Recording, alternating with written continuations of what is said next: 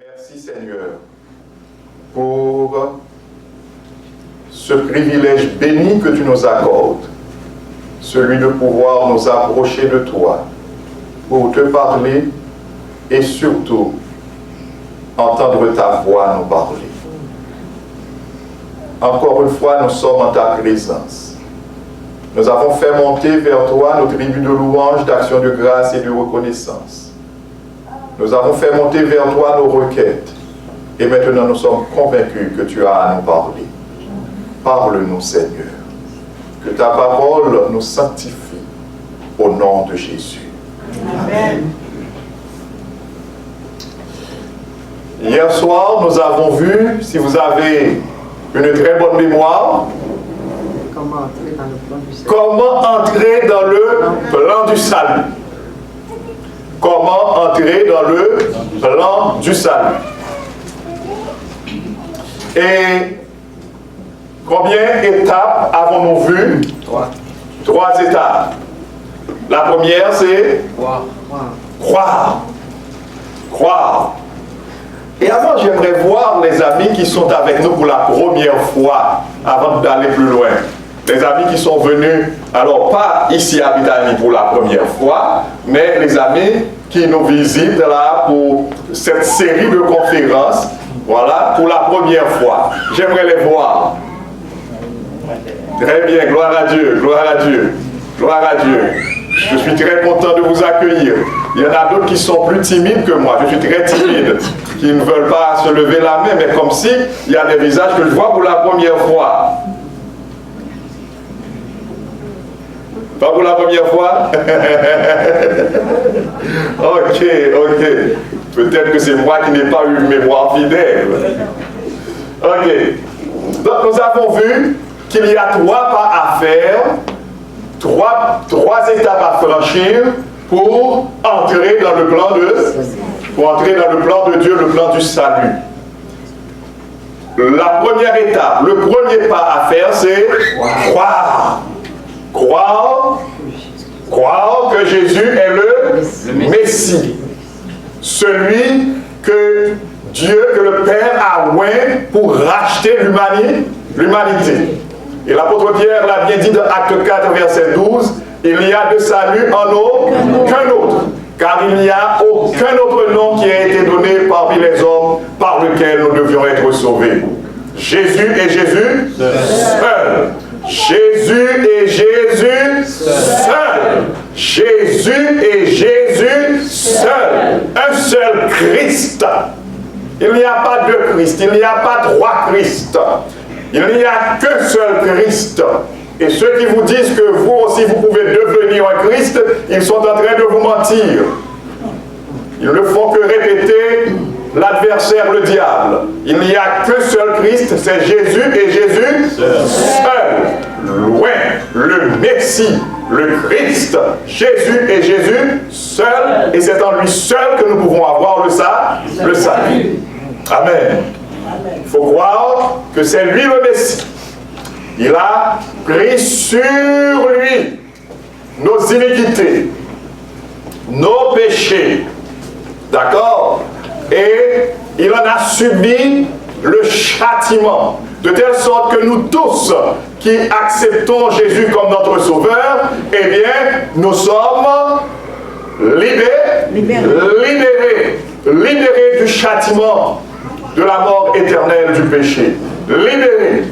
Et nous l'avons dit hier soir, ceux qui vont subir la peine de la mort éternelle, ce sont seulement ceux et celles qui refusent d'accepter Jésus comme leur sauveur. Ceux et celles-là qui refusent d'accepter Jésus comme leur sauveur. C'est un choix que nous aurons fait. C'est un choix. Mais c'est un mauvais choix. C'est un choix qu'aucun de vous, ici présent, ne doit faire. Et vous qui nous écoutez aussi par Internet, ne faites pas ce choix. Le choix de refuser l'offre du salut de Dieu en Jésus-Christ. Non, non, soyez intelligents. Et alors, il faut croire que Jésus est le Messie et qu'il est aussi le Fils de Dieu. Le Fils de Dieu. Et dans l'évangile de Jean, quand il est question de Fils de Dieu, il s'agit de Dieu. Il faut croire que Jésus est pleinement Dieu. Dieu. Nous l'avons expliqué hier soir. Regardez bien, dès le premier chapitre de l'évangile de Jean, nous lisons, au commencement était la parole était avec Dieu, la parole était Dieu. D'accord? Et tout l'évangile de Jean nous présente Jésus avec toutes les caractéristiques de la divinité. Tout l'évangile de Jean nous présente Jésus pleinement Dieu. Et c'est pourquoi Jean dit, ces choses ont été écrites afin que vous croyiez que Jésus est le Christ, le Fils de Dieu, et qu'en croyant, vous ayez la vie en son nom. Amen. Amen. Ça, c'est la première étape. La deuxième étape, quand on croit vraiment que Jésus est le Sauveur et que l'on accepte Jésus comme son Sauveur, mais il y a quelque chose. Jésus nous délivre de quoi? Nous sauve de quoi? Du châtiment du péché, de la condamnation à la mort éternelle. Mais maintenant, il faut se reconnaître pécheur. Il faut se reconnaître pécheur. Il faut prendre conscience de ses péchés.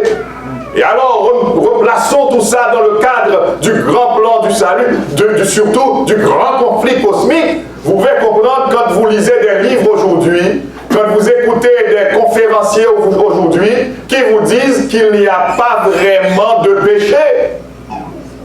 Oui, ils sont nombreux ceux qui aujourd'hui disent péremptoirement que le péché n'existe pas. Eh bien, si le péché n'existe pas, nous ne sommes plus pécheurs. Et si nous ne sommes plus pécheurs, nous n'avons plus besoin de sauveur. Et Jésus-Christ n'a plus sa place comme sauveur. Est-ce que vous voyez le jeu de l'ennemi, bien-aimé? Vous voyez le jeu de l'ennemi? Donc, quand ces gens-là se présentent à vous comme de fins orateurs, comme de grands penseurs, il faut voir derrière leur tête Satan, le diable, qui se tient.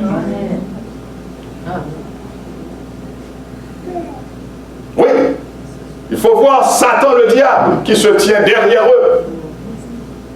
Parce que quand quelqu'un vous dit que le péché n'existe pas vraiment, il n'y a pas quelque chose que l'on appelle péché. Le péché n'existe pas. Cette personne veut vous dire tout simplement, vivez comme bon vous semble. Cette personne veut vous dire tout simplement, vous êtes votre propre Dieu, vous déterminez vous-même le bien et le mal, selon vous-même. Et alors, puisqu'il n'y a pas de péché, il n'y a pas de pécheur. Puisqu'il n'y a pas de péché, il n'y a pas de condamnation. Et puisqu'il n'y a pas de péché, il n'y a pas de condamnation, on n'a pas besoin d'un sauveur. Voilà là où Satan veut nous conduire. C'est pourquoi il faut être prudent, intelligent. Merci. C'est très important. Alors, ça c'était la deuxième étape, c'est la repentance. La repentance.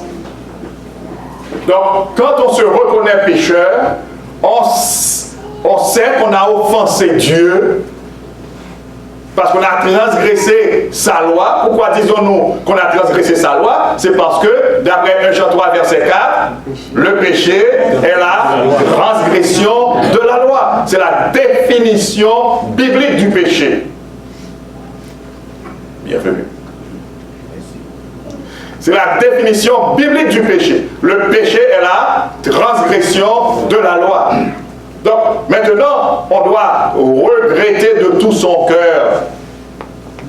De tout son cœur. Il ne doit pas s'agir de larmes de crocodile, de larmes hypocrites.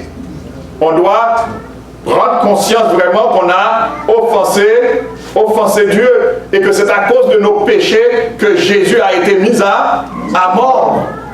Et maintenant, nous nous repentons, c'est-à-dire nous regrettons nos péchés et nous demandons aussi pardon à Dieu. Et la repentance implique non seulement le regret, non seulement la confession, mais aussi un changement de direction, un volte-face. Un volte-face. Si on regrette, si on se confesse et on continue dans la même direction,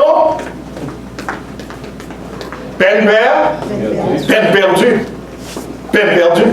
Il faut se repentir, il faut se confesser à l'Éternel au nom de Jésus. Et vous savez, bien-aimés, alléluia. Quand nous nous approchons, quand le pécheur, quand la pécheresse, quand nous nous approchons de Dieu pour lui demander pardon au nom de Jésus, Jésus se présente comme notre avocat par devant le Père. Il ne va pas dire, non, ce qu'il a fait là, c'était peu de choses. Non, ce n'est pas ce qu'il a dit, ce n'est pas ce qu'il va dire. Jésus ne va pas dire, ah non, bon, un seul commandement, il a transgressé, ce n'est rien. Ce n'est pas ce que Jésus va dire. Jésus va dire, il a transgressé ta sainte loi, Père.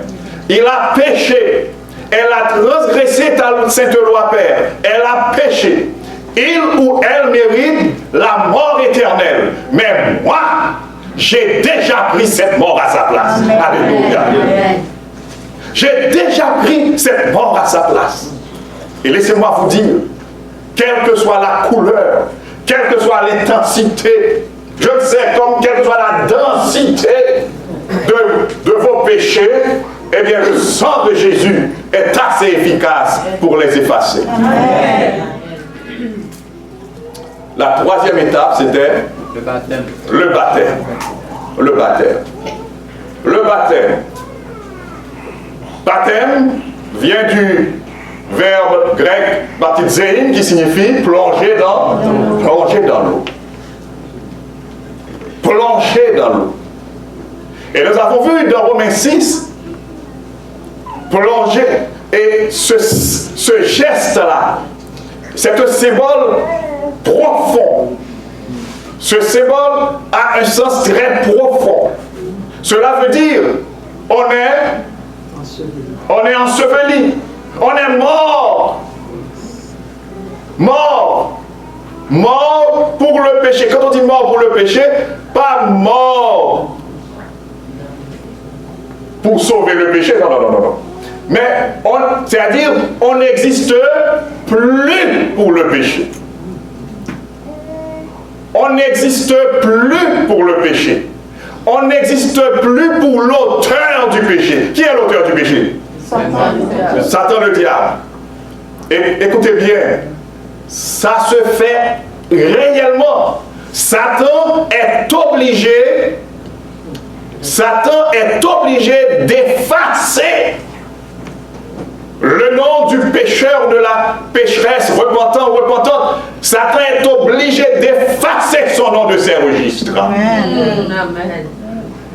Et alors, notre nom est gravé dans les registres de l'Éternel.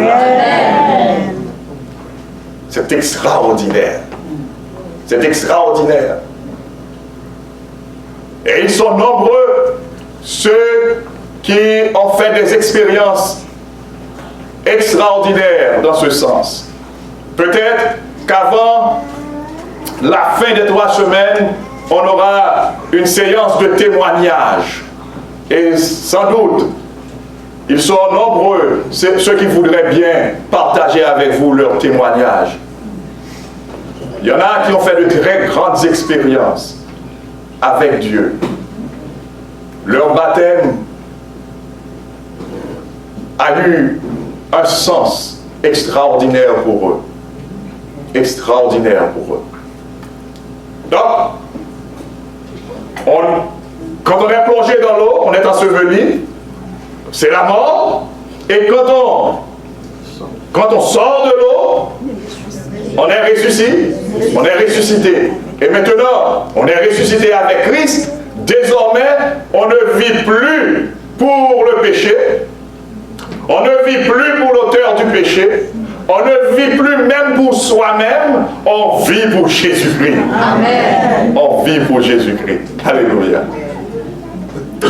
Et Jésus-Christ a dit dans Marc 16, verset 16, nous l'avons vu hier soir, celui qui croira, qui sera baptisé, sera celui qui croira et qui sera baptisé sera sauvé.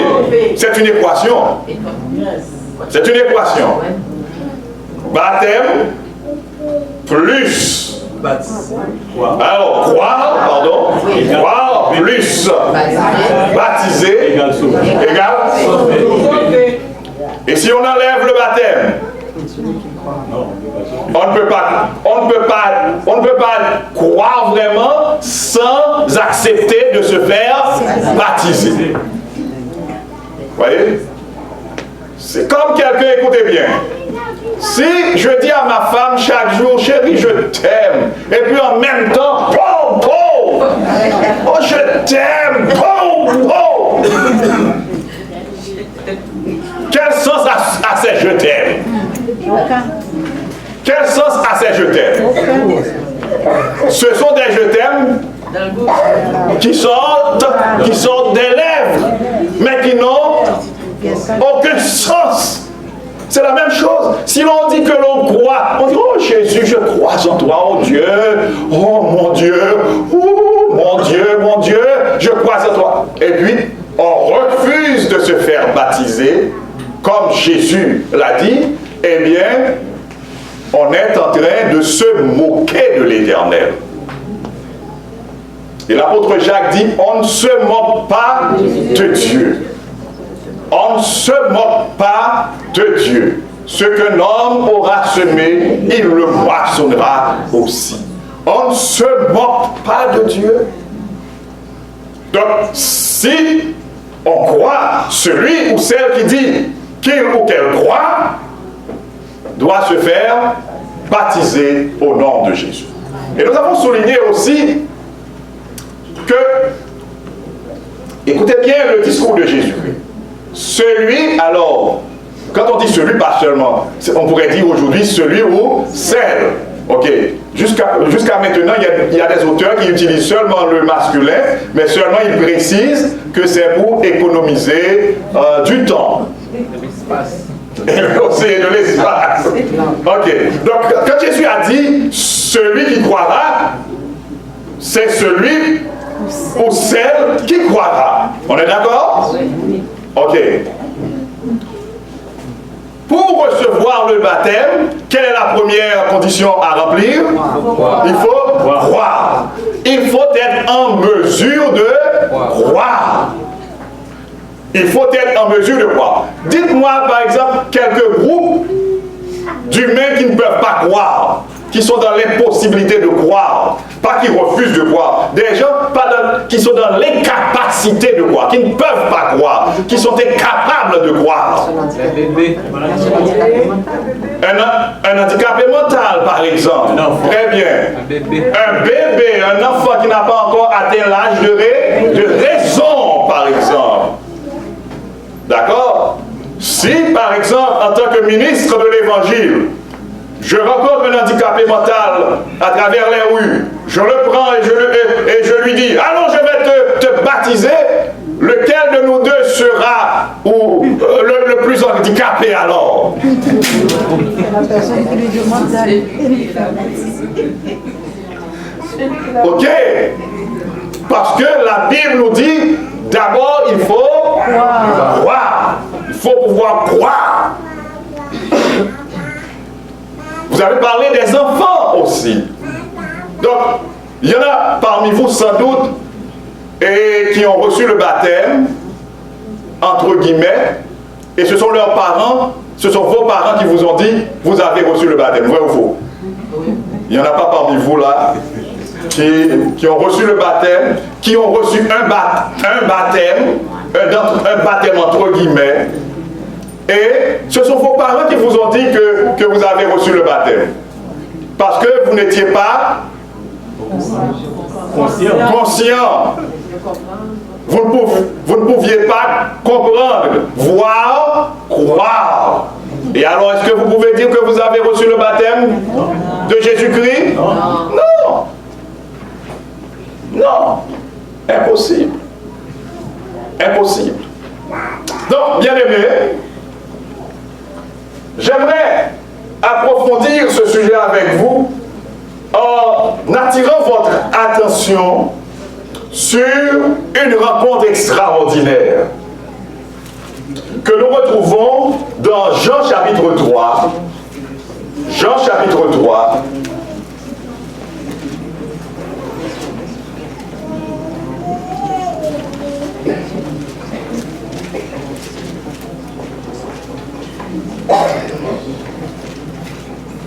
À partir du verset 1er.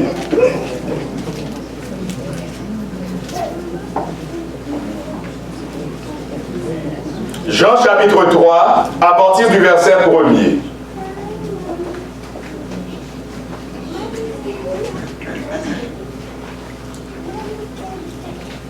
Jean chapitre 3, à partir du verset 1er. Matthieu, Marc, Luc, Jean. Jean chapitre 3, à partir du verset 1er. Si vous n'avez... Ok, prenez une Bible et lisez avec votre voisin, votre voisine. Vous pouvez vous asseoir à ses côtés, ma soeur, pour l'aider. Merci. Oui. Jean chapitre 3, à partir du verset 1er. On y est? Pas encore? Jean, Matthieu, Marc, Luc, Jean, Actes des Apôtres. Jean se trouve entre Luc et Actes des Apôtres. On y est.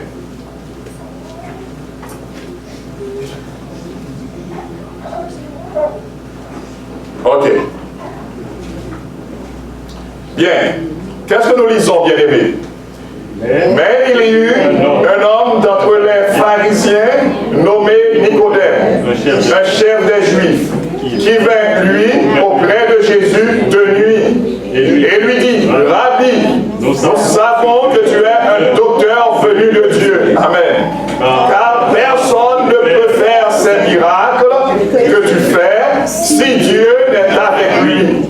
Jésus lui répondit, en vérité, je te le dis, si un homme ne naît de nouveau, il ne peut voir le royaume de Dieu. Arrêtons-nous un instant. Jésus fait des choses parfois qui nous étonnent. Nicodème vient auprès de Jésus. Et il commence par présenter à Jésus des félicitations. C'était un homme bien éduqué, n'est-ce pas vrai? Bien formé. Il a choisi de venir auprès de Jésus de nuit. Cela dit beaucoup. Il ne voulait pas scandaliser les autres qui ne croyaient pas en Jésus. Mais lui, l'Esprit de Dieu lui a ouvert les yeux, lui a ouvert l'intelligence. Il a pu comprendre que Jésus n'était pas un n'importe qui. Il a pu comprendre que Jésus était vraiment le Messie. Et il voulait le rencontrer. Mais regardez bien ce qui s'est passé.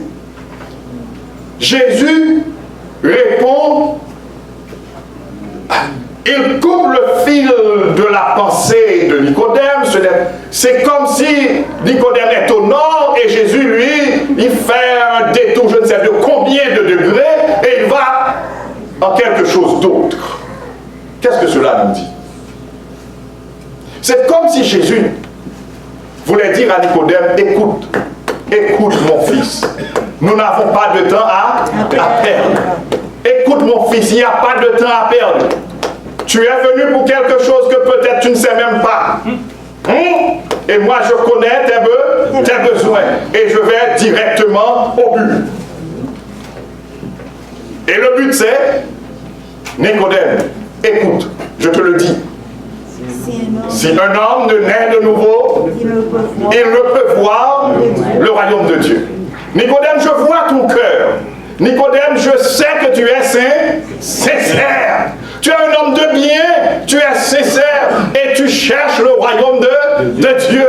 Oh, vous tous qui êtes là ce soir, écoutez bien, Dieu voit votre cœur. Vous ne représentez même pas le millième de la population de la ville de Montréal. Mais vous avez fait un choix. Vous avez fait le choix de venir communier avec Dieu. Vous avez fait le choix de venir entendre la parole de Dieu. Vous avez fait le choix de venir sonder les Écritures. Parce que Jésus a dit, vous sondez les Écritures parce que vous pensez avoir en elles la vie éternelle. Et ce sont elles qui rendent témoignage de moi. Jean 5, verset 39. Jean 5, verset 39. Vous avez fait ce choix et Dieu le voit. Dieu le voit. Et c'était la même chose pour Nicodème. Jésus savait que Nicodème était un homme de bien et qui voulait voir le royaume de Dieu. Qui ne résistait pas, Nicodème ne résistait pas à l'appel de Dieu, à l'appel du Saint-Esprit de Dieu. Il est venu de nuit auprès de Jésus. Donc Jésus lui a dit, écoute, non, pas de temps pour des discours de bienséance. Non, allons droit au but. Nicodème, il te faut quelque chose. Il te faut naître de nouveau. Alors, comme Jésus a dit, et avec serment, Jésus dit, en vérité, waouh! Jésus ne présente pas la nouvelle naissance comme quelque chose de facultatif. Si on veut, on fait. Si on ne veut pas, on ne fait pas.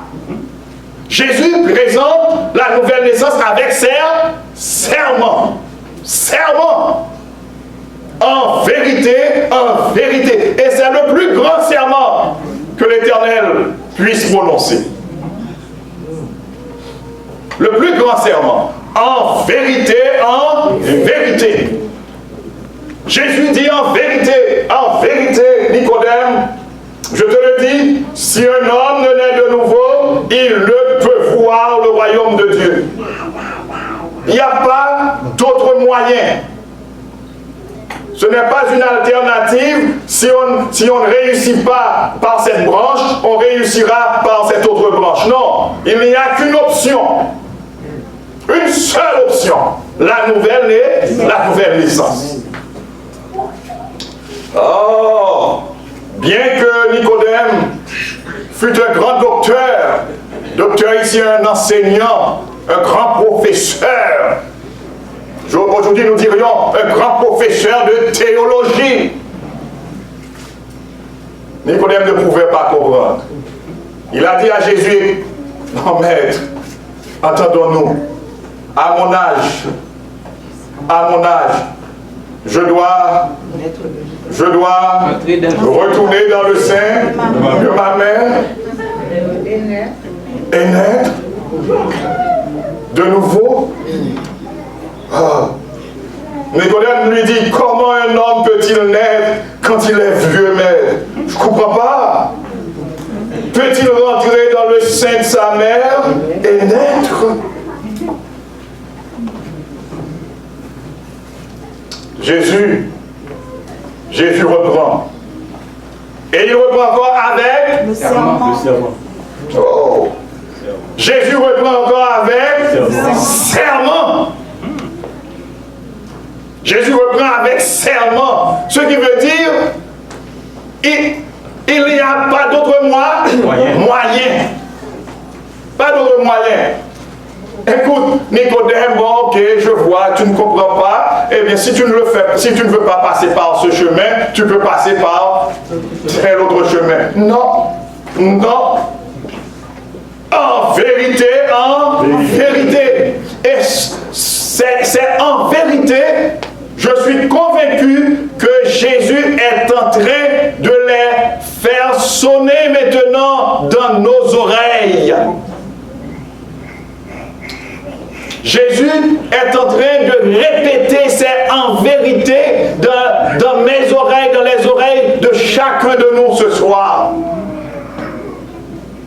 Jésus est en train de me dire, Jésus est en train de te dire, en vérité, si tu veux voir le royaume de Dieu, tu dois naître de nouveau. Il n'y a pas d'autre moyen, il n'y a pas d'autre option. Il n'y a pas d'autre option. En vérité, tu dois naître de nouveau.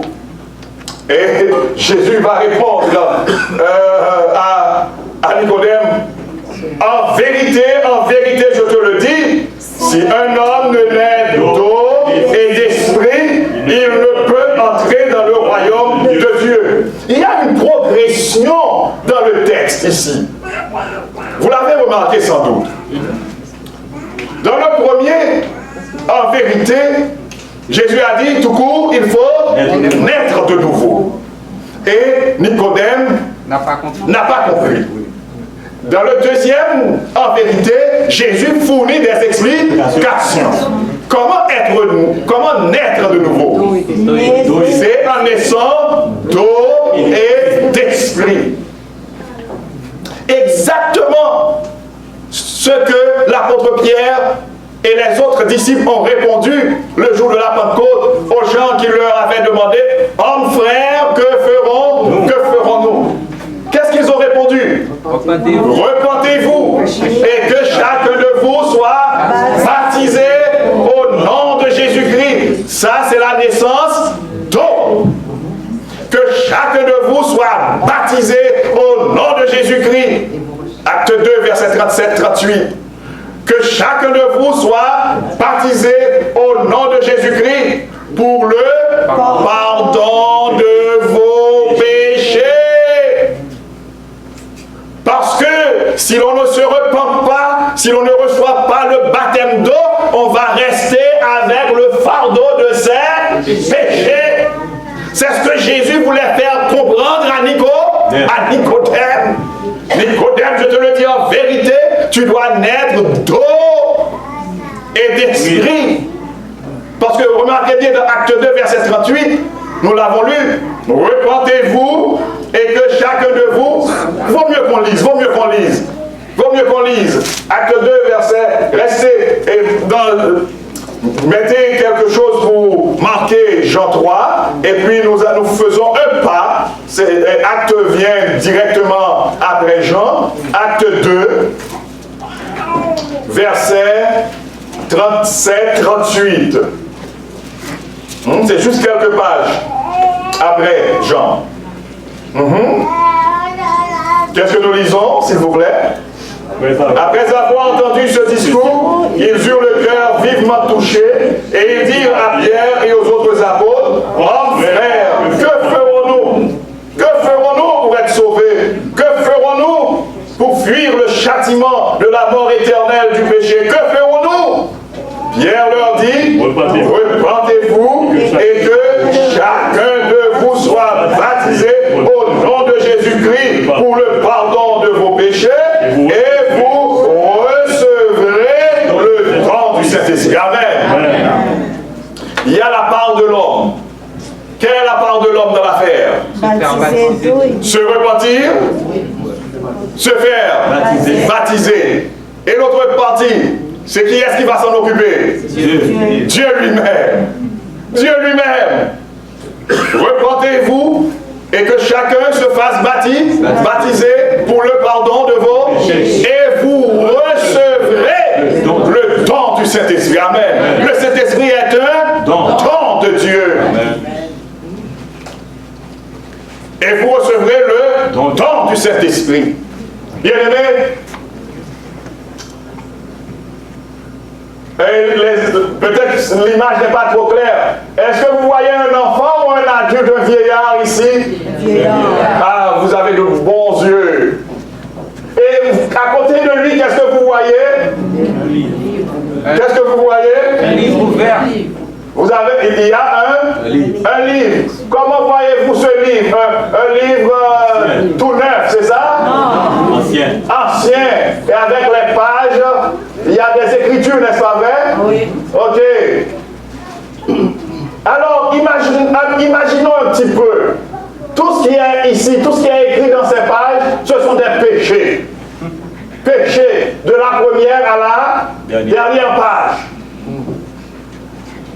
Ce vieillard, il a son livre de vie rempli de péché. Rempli de péché. Et ce vieillard, il accepte Jésus comme son sauveur. Il arrive à croire en Jésus, à croire que Jésus est le Messie, le sauveur de l'humanité et son sauveur personnel. Il reconnaît la divinité de Jésus et c'est grâce à cette divinité, d'accord, que le sang de Jésus peut être efficace pour laver ses péchés. Et alors, ce vieillard qui a son livre de vie, rempli de péchés comme ça, qui accepte Jésus-Christ comme son sauveur, il se repent de ses péchés, il confesse ses péchés à l'Éternel, et on n'a pas besoin d'être aussi vieux, hein, quel que soit son âge. J'ai pris un cas extrême. Alors, il se repent de ses péchés, il confesse ses péchés à l'Éternel. On est là? Et Jésus se présente au Père comme son avocat. Jésus se présente auprès du Père comme son avocat. Et il présente son sacrifice. Servir percé. Il rappelle au Père son sang qui a coulé pour le pardon des péchés de cet homme. Et le Père déclare cet homme comment? Pardonné. Oh, alléluia. Le Père déclare cet homme comment? Pardonné. Oh, ça ne vous dit rien. Moi, vous savez, moi, quand je parle de ces choses, je ne sais comment je me sens. Parce que le salut, c'est quelque chose d'extraordinaire. À chaque fois que je pense à la mort éternelle que j'allais encourir, n'était-ce le sang de Jésus? Eh bien, bien aimé, je ne peux pas vraiment m'empêcher de me réjouir quand j'entends parler de la valeur du sang de Jésus. De la valeur expiatoire du sang de Jésus. Je ne peux pas non plus comprendre comment des gens peuvent entendre parler du sang expiatoire de Jésus et il reste. Non, je ne peux pas le comprendre. Vous ne pouvez pas imaginer, bien-aimés, n'était-ce ce sacrifice, toi et moi, nous serions à jamais esclaves de Satan.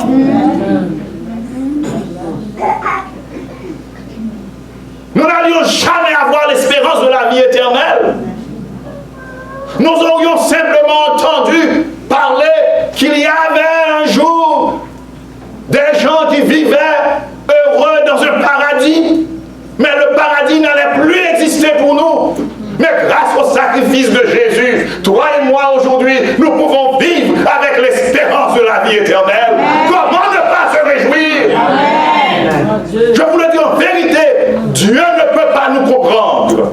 Je vais vous faire lire quelque chose, bien-aimé. Laissez-moi vous faire lire quelque chose dans Apocalypse chapitre 5. Pour voir comment notre indifférence doit bien sûr déranger l'Éternel. Apocalypse 5. Apocalypse 5. Nous devons prier Dieu pour qu'il nous aide à comprendre chaque jour davantage le sacrifice du Christ. Apocalypse 5. Alléluia. À partir du verset 11. Qu'est-ce que nous lisons? Je regardais et j'entendis la voix de beaucoup d'anges autour du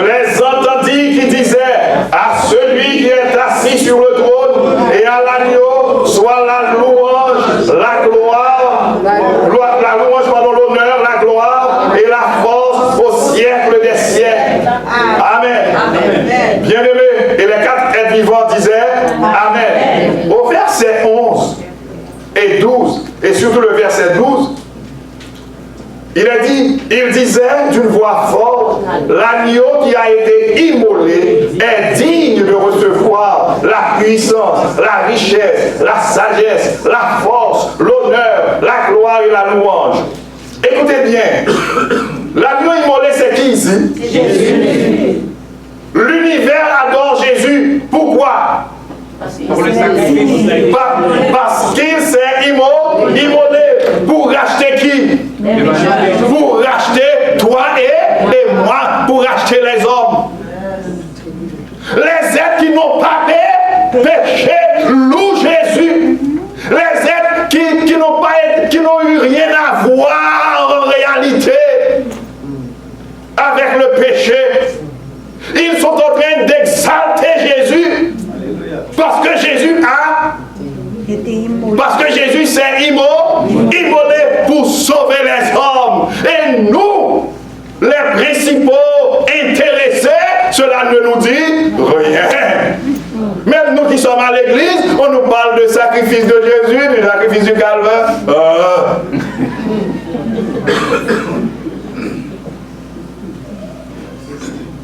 Ça, c'est hélas. Il faut prendre du temps pour demander à Dieu, pour prier Dieu, pour lui demander de nous aider à comprendre le sacrifice du calvaire, le sens du sacrifice du calvaire. C'est clair? Amen. C'est important. Alors je reprends. Ce vieillard-là, il se repent, il se confesse à l'Éternel au nom de Jésus. Jésus intercède pour lui auprès du Père. Ses péchés sont pardonnés. Il reçoit le baptême.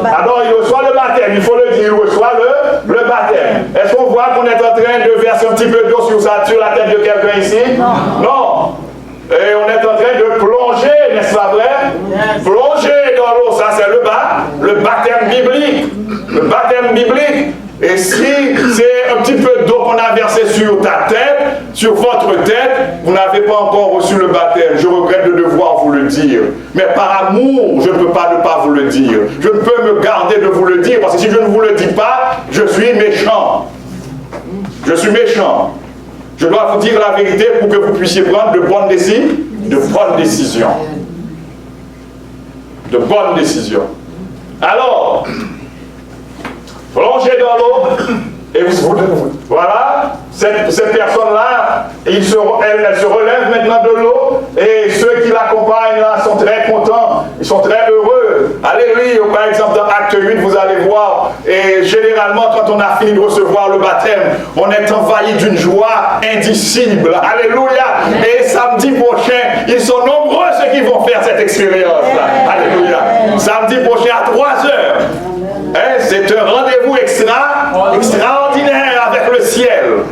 Avec le ciel. Et je vous le dis, tous ces êtres-là qui n'ont pas péché, ils vont se rassembler autour du trône de Jésus pour exalter Jésus d'une manière spéciale, parce que vous allez recevoir le baptême à la gloire de Dieu. Amen. Alléluia. Alléluia. Et alors ce vieillard qui s'est repenti, qui s'est confessé à l'Éternel au nom de Jésus, qui a obtenu le pardon, qui a reçu le baptême évangélique, le baptême biblique, n'est-ce pas vrai? Ce vieillard-là maintenant, vous vous rappelez comment était son livre, le livre de sa vie? Vous vous rappelez comment c'était?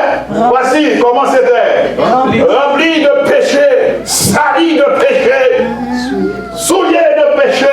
Toutes les pages étaient remplies de péché. Comme ma vie, comme ta vie, avant que nous ayons accepté Jésus comme notre sauveur.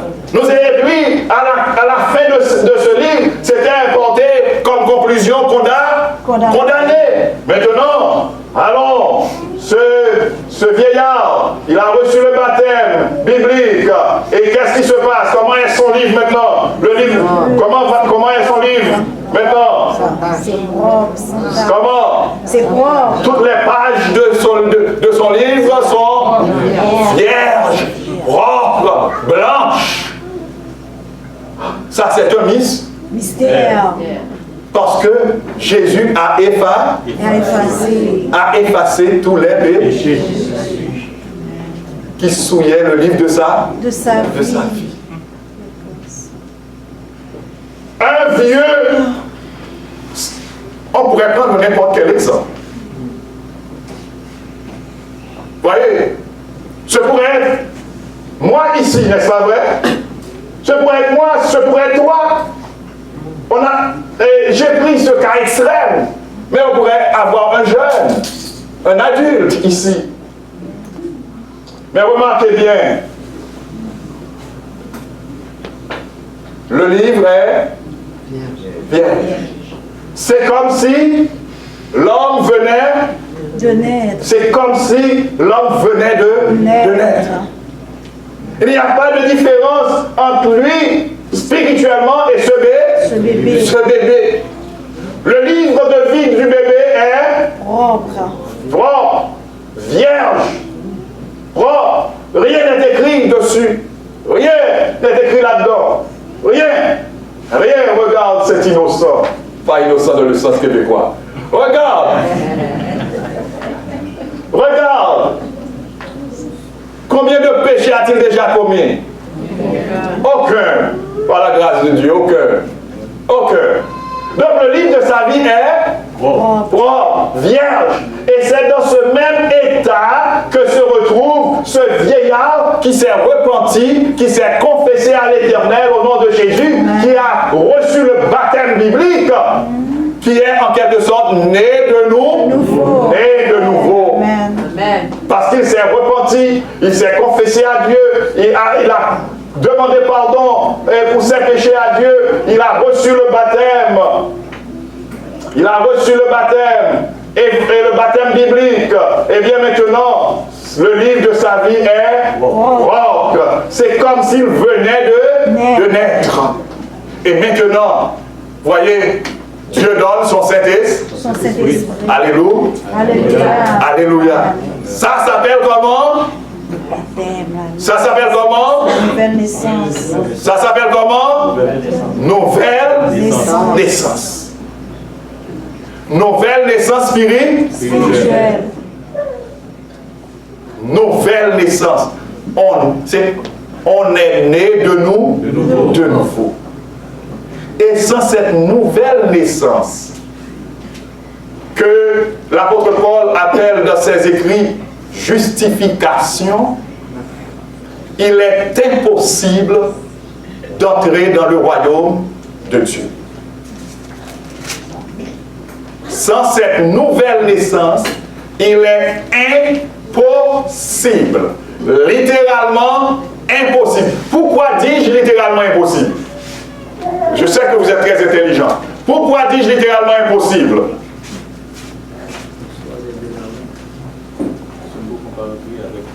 Ah, la réponse est d'un genre. Pourquoi dis-je littéralement impossible? Pour entrer dans le royaume de Dieu, il faut être né de nouveau. Oui, mais pourquoi moi, humain, je me permets de dire c'est impossible?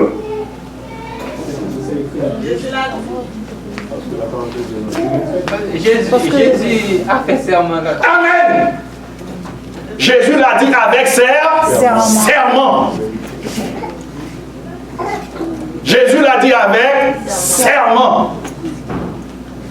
En vérité, en vérité. Personne ne peut voir le royaume de Dieu sans être né de nouveau. Personne ne peut entrer dans le royaume de Dieu sans être né d'eau et d'esprit. Parce que ce qui est né de la chair est chair, ce qui est né de l'esprit est esprit. Bien-aimés, demain soir, il y a un sujet extrêmement important. Je vous invite à ne pas rater ce sujet. Nous allons découvrir un secret extraordinaire dans la Bible. Je vous le dis. Et vous allez vous en rendre compte demain soir. S'il vous plaît, soyez assez, comment dirais-je, je ne veux pas dire généreux, Mais ne soyez pas égoïste pour venir seul demain soir. Ne soyez pas égoïste. S'il vous plaît, faites-vous accompagner de beaucoup d'autres personnes. Beaucoup d'autres personnes. Quelle que soit leur dénomination. Écoutez, beaucoup d'autres personnes. Le sujet de demain soir est vraiment un sujet à ne pas rater. Mais il est dit aussi, à chaque jour suffit sa peine. Ce soir, Dieu vous a parlé de la nouvelle naissance comme condition sine qua non pour entrer dans son royaume. Je ne crois pas devoir insister. Je vais tout simplement vous dire, vous tous qui pensez à la vie éternelle, prenez la décision aujourd'hui de naître de nouveau.